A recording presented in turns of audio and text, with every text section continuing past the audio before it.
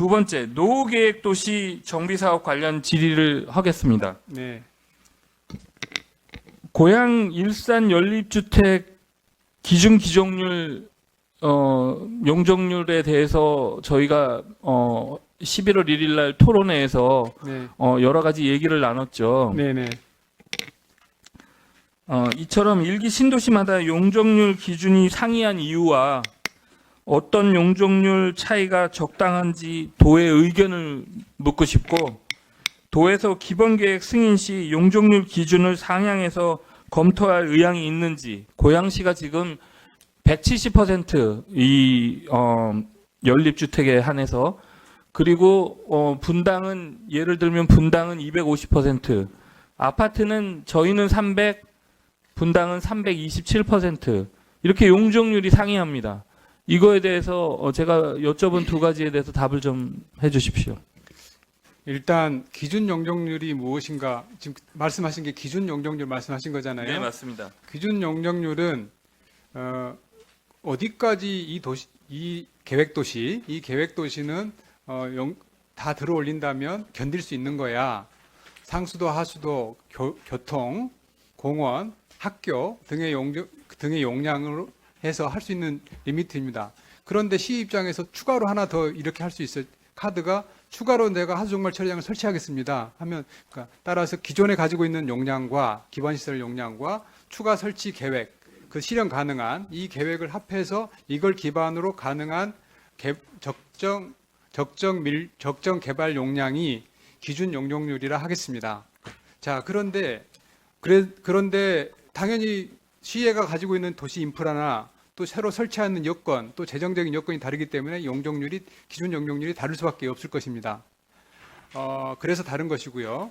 그다음에 또 하나, 이제 또 연립에 들어가서 같은 성남 분당하고 고양 일산의 같은 그 연립주택이 그런 인프라에도 불구하고 또 주변 여건, 건축 디자인, 그리고 시에서 생각하는 도시의 판단하는 기준, 가장 큰 기준은 도시계획 하는 사람들은 지속 가능성이지 않겠습니까?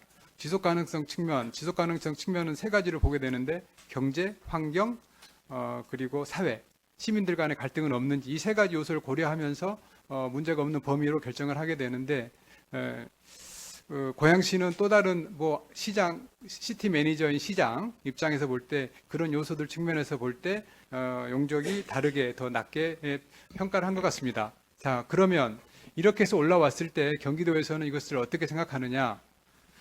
우리 도 입장에서는 시장군수의 뜻을 존중해 주는 것을 기본으로 하면서, 다만 실수했을 때, 생각에 오류가 있었을 때 이 용량을 추가하는 기준 용적을 만들면 그거는 타당하지 않겠네요, 더 낮추세요 라는 것은 우리 도시계획위원회를 거치는 과정에서 걸러질 것 같은데, 더 안정적으로, 안전율을 적용하면서 더 안정적으로 더 지속 가능성을 높이는 수준으로 하겠다라고 하신다면 그것을 들어 올리게 하는 결정은 우리 도에서는 강요하기는 어려울 것 같습니다. 그러니까 그 경기도는 입안권자, 즉 고양시장의 재량권에 대해서 터치할 권한이 없다, 지금 그 말씀을 하시는 건가요? 그렇습니다.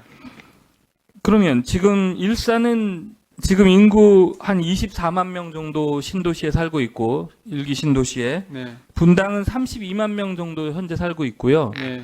그리고 분당이 계산해서 요번에 기본 용적률을 만들 때 보니까 지금 자기들 용적률대로 바꾸면 12만 명 정도의 인구가 추가될 거라고 계산하고, 일산은 한 6만 명 정도가 늘어날 거라고 생각해서 거기에 맞춰서 현재 기반 시설에 앞으로 확충되는 기반 시설 확충 계획을 더해서 현재 지금 발표한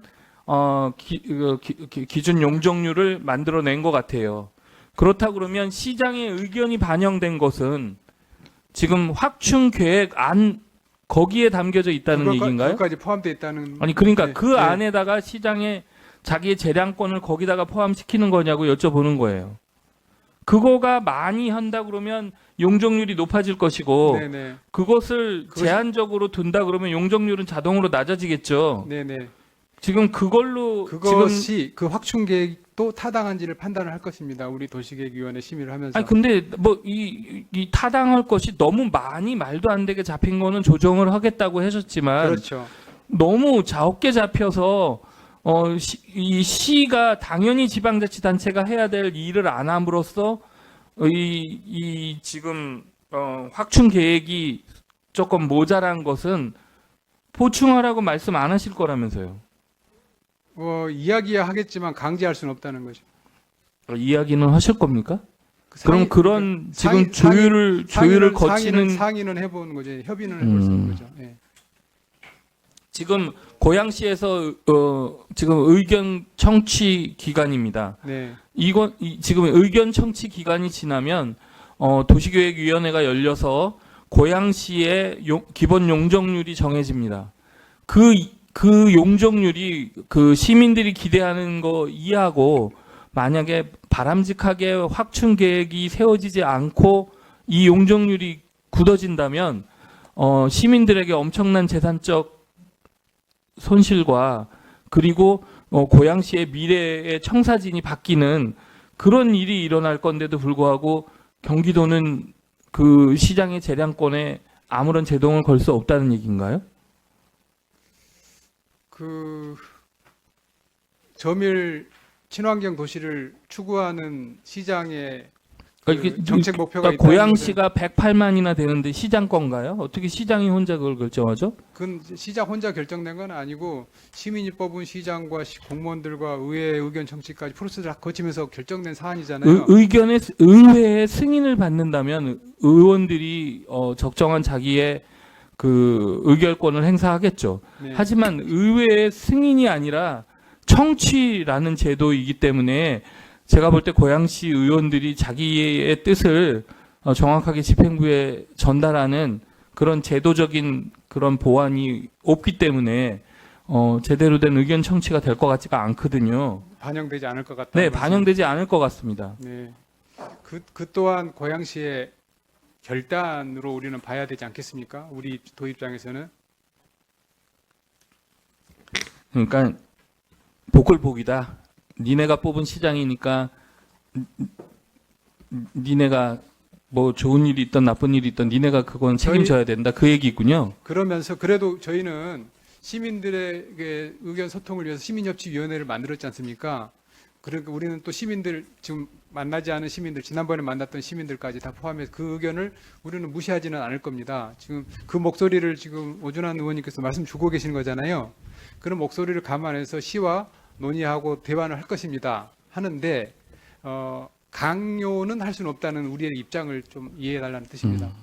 지금 이 기본 용적률은 사실 사업성하고 굉장히 밀접하게 관계가 있어요. 그렇습니다. 그래서 지금 사업성이 떨어지면 재건축을 못하게 될 것이고 지금 30년 이상 된 아파트들, 연립들, 빌라들이 그대로 방치되고 그냥 어쩔 수 없이 살게 된다면 도시의 순순환이 막히고 정체된 도시로 그냥 늙어가는 도시가 될 수밖에 없는 상황이어서 이거는 고양시로 봐서도 고양 시민으로 봐서도 그리고 경기도에 아마도 몇 년 지나면 최대 인구를 가지고 있는 도시는 고양시가 될 거라고 저는 믿습니다.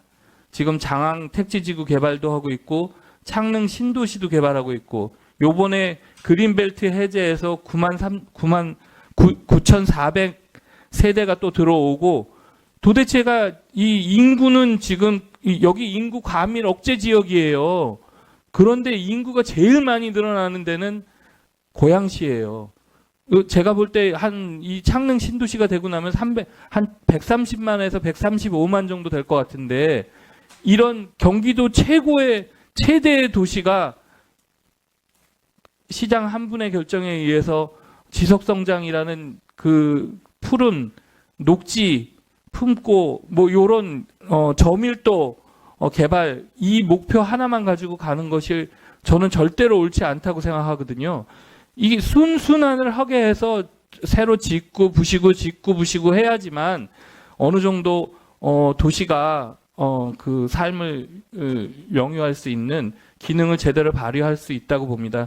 경기도가 더 적극적인 방법으로 고양시에 지금 기본 용적률 정하는데 더 관심 많이 가져주시기를 부탁드리면서 제 질의는 마무리하겠습니다. 감사합니다. 네, 고양 시민들의 목소리를 전달하기 위해서 너무 정성으로 말씀해 주시는 오준환 의원님의 뜻 잘 알겠습니다. 우리도 훨씬 더 그 시민들의 목소리 잘 듣고 그 목소리가 0.1클릭이라도 최대한 반영되도록 협의하면서 현명한 대답을 찾아가는데 노력하겠습니다. 네.